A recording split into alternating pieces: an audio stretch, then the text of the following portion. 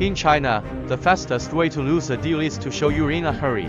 Patience isn't a virtue, see it as a weapon. Westerners live by the deadline, but the Chinese masters live by the cycle. If you can't wait, you can't win. Hexagram 5, Zoo, waiting. Literal meaning clouds in the sky. Silent code the siege algorithm. Waiting at the meadow, waiting at the sand, waiting in the blood. In China, the real negotiation happens while you're eating, not talking. Stop chasing, start waiting. Let us decode the art of strategic inaction and how to bleed your opponent dry without saying a word.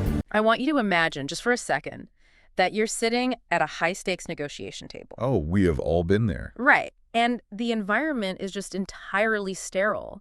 Like, the fluorescent lights overhead have that faint, high-pitched hum. Yeah. The coffee in front of you went cold an hour ago, and sitting right in the center of the table, acting as this physical barrier between you and the person sitting across from you, is a stack of drafted contracts. Just staring at you. Exactly. And the clock is ticking. You can literally feel that tick in your jaw. The pressure is compounding with every single second because you need this deal. Your board needs this deal signed, sealed, and delivered yesterday. So you've just spent the last 45 minutes making your pitch. You laid out your best, most aggressive terms. You pushed all your chips to the center of the table. You stopped talking. You look across the table. Waiting for the reaction. Right. You're waiting for their counteroffer. You're waiting for the pushback, the indignation, the haggling. You are waiting for absolutely anything to react to. And the other side is doing well. They're doing absolutely nothing. They aren't shuffling papers. They aren't clearing their throats. Yeah. They are simply maintaining eye contact, absorbing the space, and existing in complete, unbroken stillness. And it is an agonizing stillness. I mean, if you're sitting in that chair, and if you are wired for modern business, your brain is immediately sounding alarms. Oh, absolutely. The silence feels like a physical weight pressing down on your chest. They aren't rejecting your terms, but they certainly aren't accepting them either. They're just letting the void stretch. It's a very specific kind of pressure. It is. My immediate instinct in that scenario, coming from the venture capital world, the startup ecosystem, is to just fill the void. I want to jump back in. You want to fix it? Yeah, I want to say, look, if the valuation is the issue, we can talk about the liquidity preference. I want to throw in a sweetener. I want to change the terms just to get the gears turning again. Because in the circles I run in, momentum is literally the only currency that matters. Speed is survival. Speed is survival. If a deal stalls, it dies. But our mission for this deep dive today is to decode a strategy that treats that exact obsession with speed as a fatal vulnerability. It really is. We are exploring a framework where doing absolutely nothing is the most aggressive, devastating move you can possibly make. And it requires completely unlearning the Western corporate instinct. To understand this, we are delving into Hexagram 5 of the I-Ching. Right. The I-Ching, or the Book of Changes, is well, it's often dismissed in the West as just an ancient Chinese divination tool, something mystical. Like reading tea leaves or something. Exactly. But at its core, it is a 3,000-year-old algorithmic text. It's a highly structured manual on the mechanics of time, environmental shifts, and human strategy. Which brings us to Hexagram 5. Yes. Hexagram 5 is known as U, which translates to waiting. But anyone who approaches U thinking it means, passive patience, is walking into a trap. We're going to explore its brutal psychological application in modern business negotiations. Okay, let's unpack this because it completely breaks my brain. My entire professional philosophy is built around the Silicon Valley mantra, move fast and break things. The kinetic mindset. Right. We are obsessed with velocity. We evaluate a startup's health based on its burn rate, literally how many thousands of dollars it is bleeding every single day before it hits zero. We talk about friction, traction, go-to-market speed. If you are standing still in my world, you're a target. Waiting is a terrifying loss of control. I mean, waiting means the market is moving past you. But that terror you're describing, the sheer anxiety of standing still, is the exact lever the Zhu strategy pulls. Really? Yes. You view time as a predator. You feel it breathing down your neck, forcing you to act, forcing you to spend money, forcing you to close the round. That's pretty accurate, yeah. But a negotiator who has mastered Zhu views time entirely differently. To them, time is a heavy, blunt object. They pick it up and they place it squarely on your shoulders, and then they just sit back and watch you crush yourself under its weight. Wow. We aren't talking about idleness here. We are talking about weaponized waiting. In military history, and directly translated to corporate strategy, we are talking about the mechanics of the siege. See, I have to fight this premise right out of the gate. Let's look at the reality of a siege. If an army surrounds a castle and just sits there, they are burning through their own resources. Okay. If a startup waits to launch a product, its burn rate eats it alive. If a deal stalls in the VC world, we get what we call deal fatigue. Oh, deal fatigue. Yeah, the lawyers keep billing hours, the founders get nervous, the market conditions shift, and the investors just get bored and walk away to find a hotter deal. Right. So the party with the momentum, the party driving the timeline, is the party with the power. How is the siege, this concept of anything other than willingly surrendering the initiative to your opponent? You're letting them dictate the pace. Well, your definition of initiative is entirely kinetic. In the hyperkinetic framework of Silicon Valley or Wall Street, you define power by action. Sure. Who is sending the emails? Who is drafting the term sheets? Who is calling the meetings? It's a philosophy of continuous exhaustion. I mean, I won't argue with the exhaustion part. Right. Let's look at the structural architecture of Hexagram 5, the character shu. In the Bazi-ching system, every hexagram is made of two three-line symbols called trigrams. Okay. Zhu is composed of the trigram for water, specifically a cloud or rain, positioned over the trigram for heaven or the sky. It represents clouds rising to the heavens. The rain is gathering, but it hasn't fallen yet. So it's basically a weather forecast. The environment is shifting, but the event hasn't happened yet. Exactly. But consider the human element within that environment. Imagine an ancient agricultural society. The farmers desperately need the rain for their crops. Can they force the clouds to break? Obviously not. Can they email the sky to expedite the downpour? No, they just exhaust themselves doing a rain dance while the soil dries out. And that rain dance is the equivalent of your kinetic corporate initiative. Yeah. Passive waiting, Mm-hmm. which is what you fear, is standing in the dry field, staring at the sky, feeling like a victim of circumstance, complaining that the rain hasn't come, and slowly starving to death. Which is terrible. It is. But strategic waiting, the essence of Zhu, is recognizing that the environmental shift is inevitable, but the timing is out of your control. So what do you do at the unseen time? You prepare. Yes, you build the irrigation trenches, you reinforce the roof of your barn, you conserve your physical energy, you do the quiet structural work so that the moment the rain finally falls, gravity does all the work for you and you capture every drop. Okay, I see where you're going with this. In business warfare, this is the true nature of a siege. The army outside the castle walls isn't just taking a nap. They're holding a deliberate predatory pattern. They're actively maintaining their own supply lines while systematically ensuring yours remains severed. So they are shifting the burden of action entirely onto the psychology of the opponent. Precisely. You aren't giving up the initiative. You're fundamentally changing the currency of the negotiation. Yes. You are refusing to trade in money or terms, and you are forcing the opponent to trade entirely in time and their own internal anxiety. What's fascinating here is how you let the opponent's own internal architecture do the heavy lifting. You don't need to build siege engines to break down their walls if you can wait just long enough for their own paranoia to convince them to open the gates. That's wild. Consider the internal burn rate of a modern executive. Not the financial runway of the company, but the psychological burn rate of the human being making the decisions. The mental toll. Right. How much mental energy do you expend? How many unnecessary concessions do you offer? Simply because you have a neurological intolerance for ambiguity. Oh, wow. We are wired to hate standing still. The human brain treats a lack of information, a lack of momentum, as a literal threat. We act simply to relieve the chemical anxiety of inaction. Okay. That is an incredibly uncomfortable mirror to hold up. Isn't it? It really is. Because if I send a critical email to a founder regarding a valuation and I don't get a reply within 4 hours, my brain immediately begins inventing catastrophic narratives. They hated the term. Yes. They hated the terms. They're taking a meeting with Andreessen Horowitz right now. The deal is dead.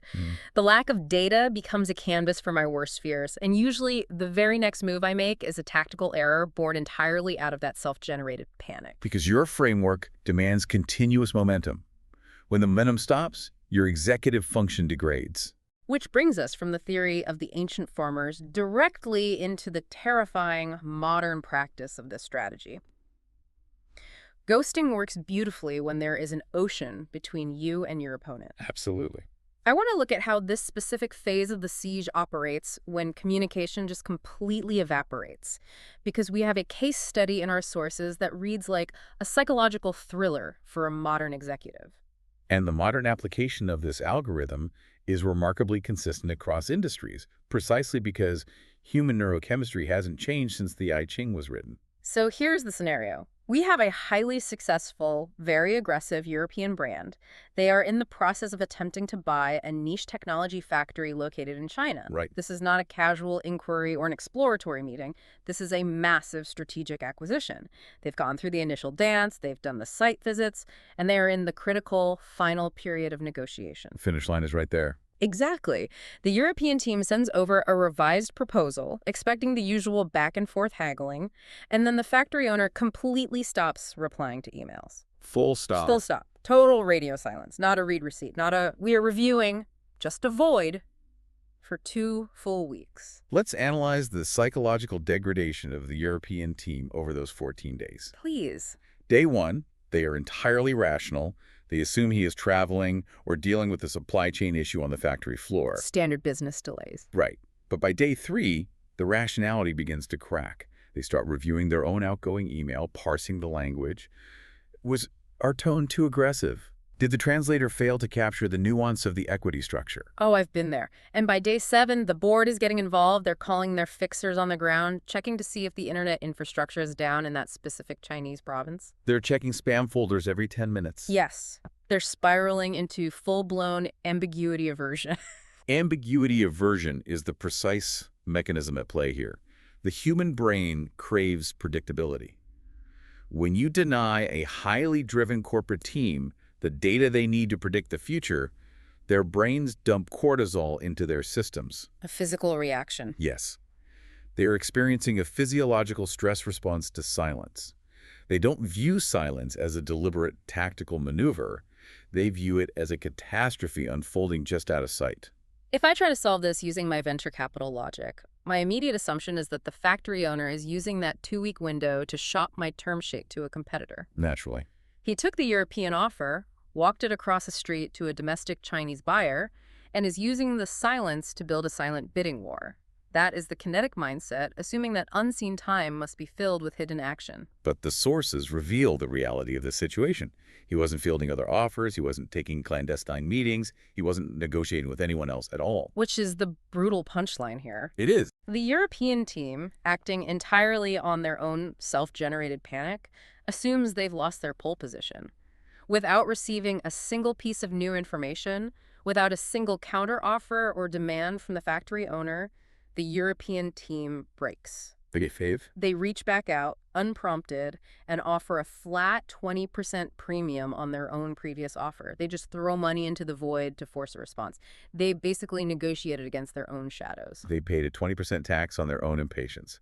The silence acted as a perfect mirror, reflecting their artificial urgency back at them until it blinded them. Here's where it gets really interesting for me, though. If he wasn't shopping the deal, what was the factory owner actually doing during those 14 days? He was executing the very first stage of the Zhu algorithm, which the I Ching explicitly defines as waiting at the meadow. Waiting at the meadow? I mean, it sounds idyllic. It sounds like he's retired. Well, it is intensely idyllic for the practitioner and highly destructive for the opponent.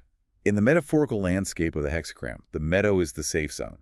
It's the outskirts of the battle, far from the shifting sands or the deep water. Okay. You are physically and psychologically secure. But the crucial element, and this is where the ancient text provides a highly specific tactical instruction, is how one must wait in the meadow. How do they do it? The I Ching advises the practitioner to engage in eating and drinking. Wait, literal eating and drinking? Like he's enjoying a long lunch while the European team is having stress-induced heart palpitations in a glass conference room in Berlin. Literally, yes, but also fundamentally metaphorically. This is the concept of internal nourishment. It is a non-negotiable requirement of the Zhu algorithm. Internal nourishment. Yes. If you're going to lay siege to an opponent, if you're going to weaponize time and outweight a highly aggressive kinetic team, you cannot do it by gritting your teeth, staring at your inbox, and white-knuckling your way through the silence. Because then you're just stressing yourself out, too. Exactly.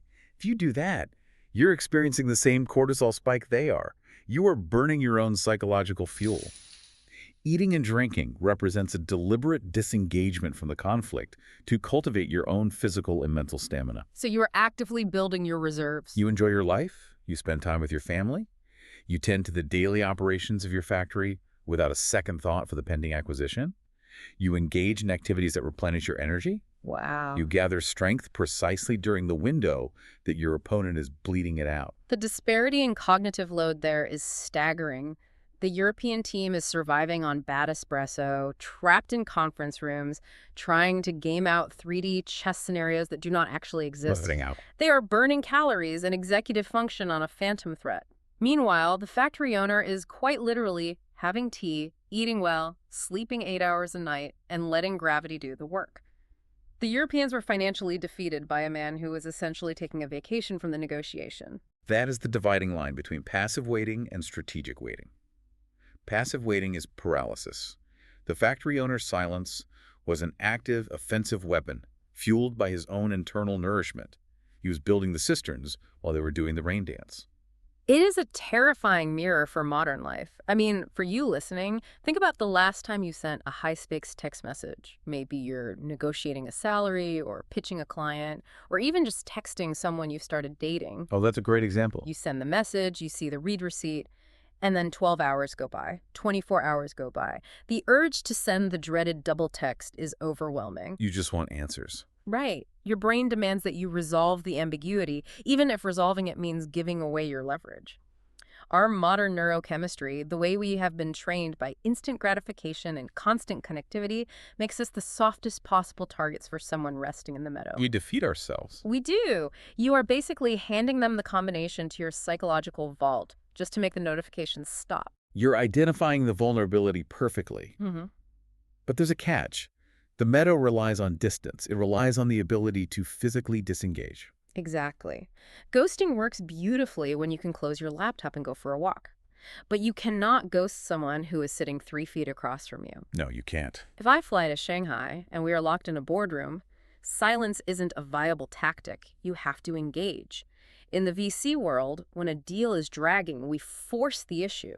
We get all the principals in a room, we lock the door, we order bad takeout, and we do not leave until the white smoke comes out of the chimney. And that instinct, the belief that physical proximity and forced confinement will overcome strategic waiting, leads us directly into the second case study and the second stage of the U algorithm. Right, because that strategy totally backfires. Yes.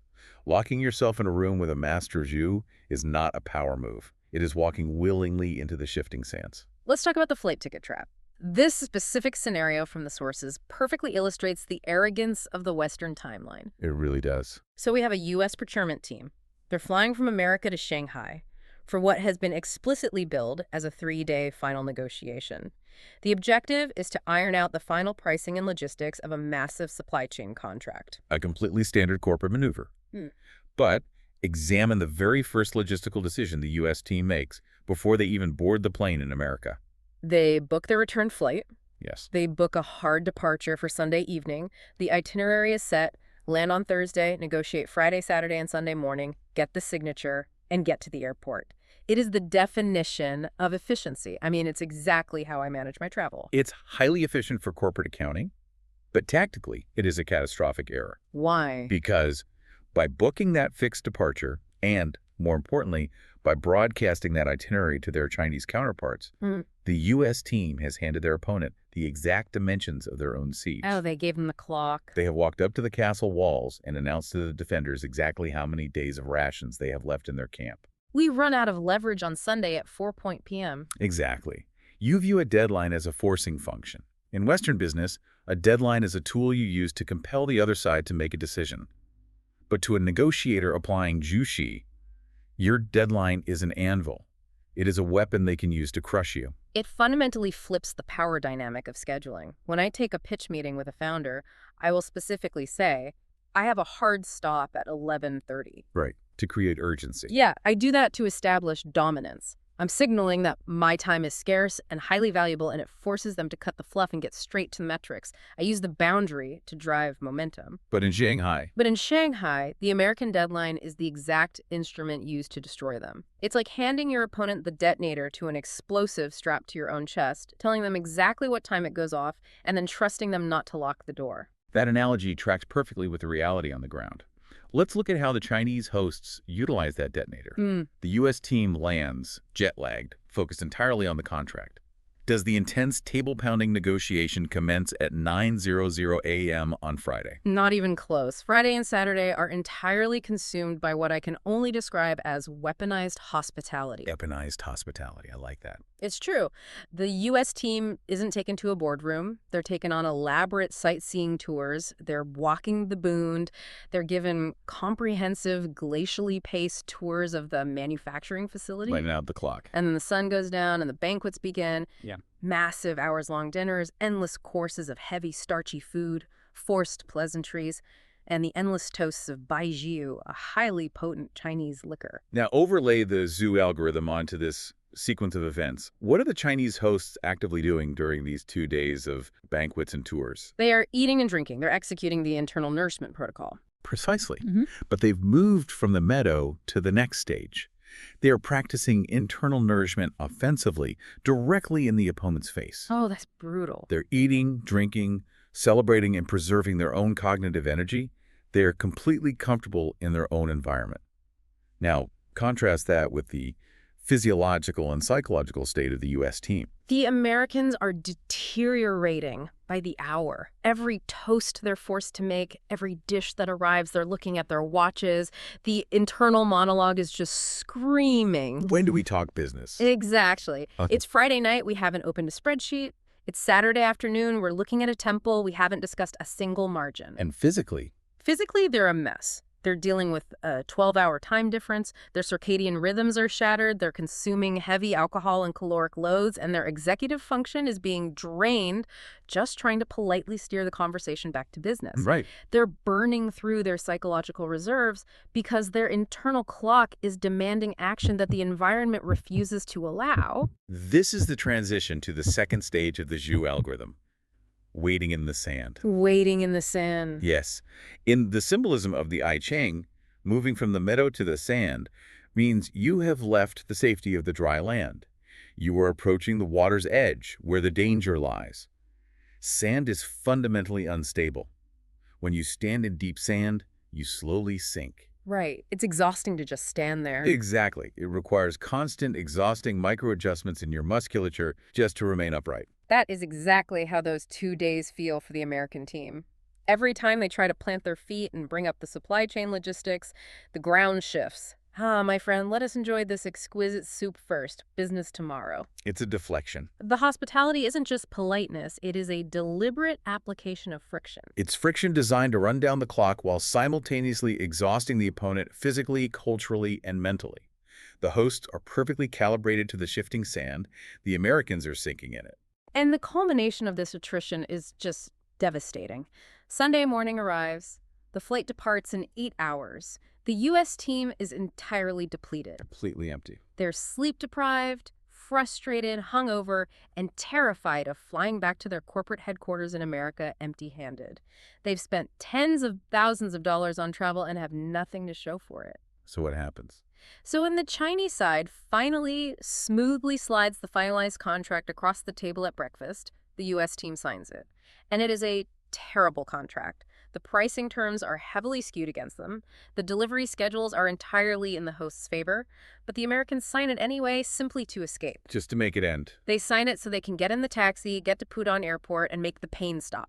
They failed because they could not survive the sand. If we connect this to the bigger picture, this case study perfectly isolates the anxiety of the deadline. The anxiety of the deadline. Yes.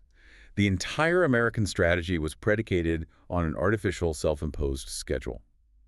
By clinging to that schedule, by valuing the flight departure time over the integrity of the deal terms, they guaranteed their own defeat. They allowed the Chinese side to dictate the tempo of the reality they were existing in. The genius of it is how passive it appears, yet how violently effective it is. Because VCs are highly susceptible to this. I would be the guy checking my watch at the banquet, sweating through my suit, trying to calculate how fast we can review 40 pages of legal text before the airport lounge opens. Most kinetic executives would fail this test because surviving the sand requires a complete subversion of your corporate programming. To survive, you have to be willing to miss the flight. Miss the flight. Yes, you have to be capable of looking at your host on Sunday morning and saying, "The hospitality has been extraordinary. If we cannot conclude the complex business today, I will simply fly home empty-handed and we can resume discussions when you're ready." Just walk away. You must match their stillness. You must detach entirely from the outcome and the timeline. But corporate structures punish that kind of detachment. The procurement lead isn't just negotiating with the Chinese factory. He's negotiating with his own internal KPIs, his travel budget, and his boss back in Chicago who expects a signed PDF by Monday morning. That's the real trap. He can't just shrug and blow up the timeline. He is trapped between two massive pressures. Which is exactly why the trap is set in the first place. A master of you understands the institutional pressures on the opposing negotiator far better than the negotiator understands themselves. They're not fighting the American. They are letting the American's corporate structure crush him. So what does this all mean? This progression is fascinating. We start in the meadow. The distant, silent ghosting. It's highly frustrating. It triggers ambiguity, aversion, but you're physically safe in your own office. Right.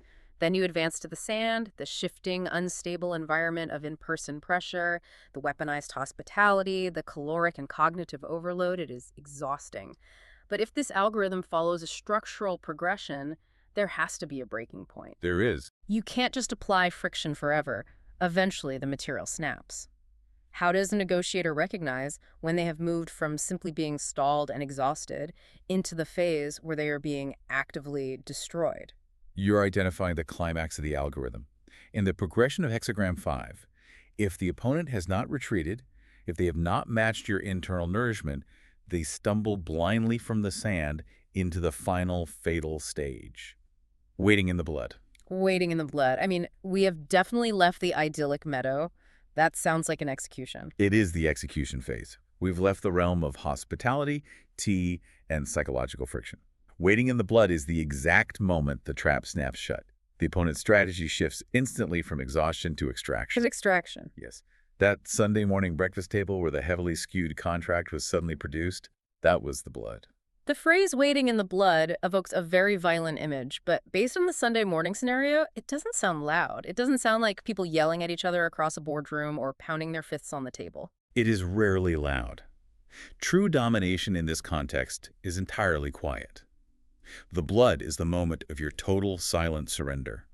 It is the moment when the hosts drop the facade of the endless banquets and suddenly demand everything, knowing with absolute certainty that you possess zero cognitive or psychological capital left to fight with. But how do you diagnose it in real time? If I'm the lead negotiator on that U.S. team, in the moment, I imagine I don't feel like I'm bleeding. I probably feel a massive wave of relief that the contract is finally on the table. Of course. I'm thinking, oh, thank God, the game is over. We're finally doing business. How do you know you've crossed the threshold into the blood? The diagnostic sign is not in the room. It is entirely internal. You can detect if your counterpart, whether in China or anywhere else in the world, is maneuvering you into the blood by ruthlessly monitoring your own internal monologue. Your internal monologue. Yes. Let's look at the psychology of a negotiation. Hmm. Early on, when you first arrive, your executive function is high. Your internal monologue is focused on the objective. Is this a good deal? Do these margins align with our projections? Are these liability terms acceptable? Right. You're in analytical mode. You're evaluating the data against your objectives. But as the siege wears on, as you suffer through the jet lag and the heavy meals and the shifting sand, your prefrontal cortex, the part of the brain responsible for complex analysis and delayed gratification, begins to shut down to conserve energy. Okay. The warning sign that you have entered the blood is when your internal monologue shifts away from the objective entirely. It shifts from, is this a good deal, to, I just need this to be over. That is profound. That exact thought. I just want to go home. I just want this file off my desk so I can sleep. The moment relief from the process becomes more important to you than the outcome of the process, you are in the blood. Your survival instinct, which in a corporate setting simply means escaping the stressful environment, has overridden your executive function. Your opponent doesn't need a heart rate monitor to see this. They can read that deep structural exhaustion in your posture. They hear it in the cadence of your voice. They know you're done. They know your critical faculties are offline. That is the exact moment they slide the terrible contract across the table. They are no longer negotiating with your intellect. They're negotiating with your sheer desperation to end the pain of waiting. That is a dark, dark realization. It is an incredibly effective manipulation of human limits, but it is deeply unsettling. I want to look for the emergency exit here. Okay, let's find one. Let's say I'm sitting at that Sunday breakfast in Shanghai. I'm exhausted, my head is pounding from the Bazi-ching. I'm staring at a contract that I know somewhere deep in my depleted brain is fundamentally flawed. And suddenly I have that moment of clarity. I hear the voice in my head say, I just need this to be over. And I realize I'm actively bleeding out. I'm in the blood. The alarm goes off. Right. Is it too late? Do I just cut my losses, sign the terrible deal to save my job, or do I flip the table, scream at them for wasting my time, and storm out? What is the tactical move when you realize you've been entirely outplayed on the clock? This raises an important question. The instinct, when you realize you're trapped in the blood, is to initiate a massive kinetic reaction, either total submission by signing or total destruction by flipping the table. Flight or fight. Exactly. But both of those reactions are still dictated by the environment the opponent has built. If you storm out in anger, they still control your emotional state. So what is the third option? How do you defuse the bomb when there are 10 seconds left on the timer? But the absolute best defense against someone waiting in the blood is to have never entered the sand. You should have already mastered your own internal nourishment. But if you have failed to do so, and you find yourself at that Sunday breakfast table, the only viable move left is a radical unilateral reset of your own timeline. You must mentally cancel your flight. Even if I physically have to get on that plane in 4 hours. Especially then. You must sever the connection between the physical deadline and the psychological pressure. You look at the contract, you look at your host, and with complete stillness, you say, this is an incredibly complex document. The terms are significantly different than our initial discussions, and I simply do not have the time to do this justice before my departure. I will take this back to America, our legal team will review it over the next month, and we will contact you. That's bold. You must absorb the silence that follows. You must take the immense pressure they have spent 3 days applying to you and simply let it pass through you without generating a reaction. You are essentially refusing the engagement and retreating all the way back to the meadow. You are resetting the board. But the ultimate lesson of the U algorithm is that a master negotiator never leaves the meadow in the first place. If you match their patience from the moment you land, the trap physically cannot close. Imagine the alternate timeline. Imagine if the U.S. team had spent Friday and Saturday genuinely enjoying the sights, eating the food, and feeling absolutely zero internal pressure regarding the Sunday deadline. Imagine if they had treated the trip purely as a relationship-building exercise, mentally prepared to leave without a contract from day one. The dynamic would have been entirely inverted. Entirely. Because then the Chinese side's ticking clock strategy would have had nothing to push against. It's like a martial arts principle. You don't try to block the massive punch, you just pivot so you aren't standing there when the punch lands. The momentum of the strike unbalances the attacker. That's a perfect way to look at it. The ultimate victory in any high-stakes environment belongs to the negotiator who treats time as an ally, an abundant resource, rather than a dwindling, terrifying constraint. Which is hard for us to do. Very hard. When both sides are practicing Zhu, when both sides are capable of resting in the meadow and nourishing themselves without anxiety, then and only then can a truly equitable negotiation occur. Because in that scenario, neither side is leveraging desperation. But as long as you are desperate for speed, as long as you worship momentum, you will always be a victim of the siege. I have to admit, this deep dive fundamentally rewires how I view the life cycle of a deal. Let's synthesize the architecture of what we've unpacked today. Let's do it. I came into this completely entrenched in the kinetic mindset. My professional identity is built on driving the timeline, measuring burn rate, and forcing the issue. But looking through the structural lens of Hexagram 5, I can see the devastating, almost invisible power of weaponized waiting. It's profound. We've broken down the U algorithm into its 3 distinct environmental stages. First, there's the meadow, the distant, silent ghosting where you use ambiguity aversion to let the opponent's own imagination drive up the price against themselves. Right. Then there is the sand, the shifting, unstable environment of face-to-face friction, where you use weaponized hospitality, caloric overload, and artificial deadlines to drain their executive function.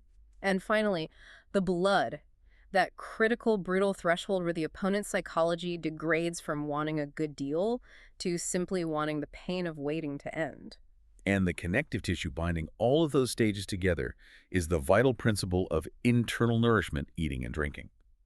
The absolute non-negotiable necessity of cultivating your own physical and mental stamina while the opponent burns theirs. Essential. This is the critical difference between passive waiting, which is just suffering in silence and hoping for rain, and strategic waiting, which is an active, predatory holding pattern where you build your capacity to capture the inevitable shift in the environment. It is a framework that applies far beyond international acquisitions. For you, the listener, I want you to really internalize the mechanics of this algorithm. The next time you feel that creeping physiological panic because an important email hasn't been answered, Or the next time you feel the overwhelming, irrational urge to double text a client. yeah, or offer a sudden premium out of nowhere just to keep a deal alive and moving.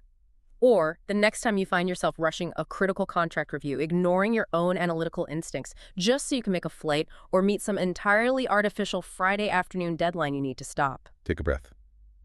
Recognize the cortisol spike for what it is and ask yourself one simple diagnostic question. Who is really controlling the clock? Are you acting out of strategy or are you acting entirely out of the anxiety of the deadline? Are you negotiating against a hostile opponent or are you negotiating against your own neurochemistry? Answering those questions requires a profound level of self-awareness. You must learn to monitor your own internal state, your cognitive load, your emotional desperation, as closely as you monitor the financial terms of the deal. Absolutely. In a hyper-connected, kinetic world that worships speed, we are conditioned from day one to believe that action is the only valid form of power. We believe that if we aren't moving, if we aren't disrupting, we are losing. But consider the alternative. Imagine sitting at that high-stakes table we talked about at the very beginning of this deep dive. The clock is ticking. The silence is incredibly heavy. Just waiting. What if the most terrifying, dominant move you can make in your next negotiation isn't a brilliant, aggressive argument? What if it isn't a new term sheet, a clever financial structure, or a threat to walk away? What is it then? What if the absolute most powerful thing you can do is simply sit back, pour yourself a cup of tea, enjoy a good meal, and let your opponent utterly defeat themselves?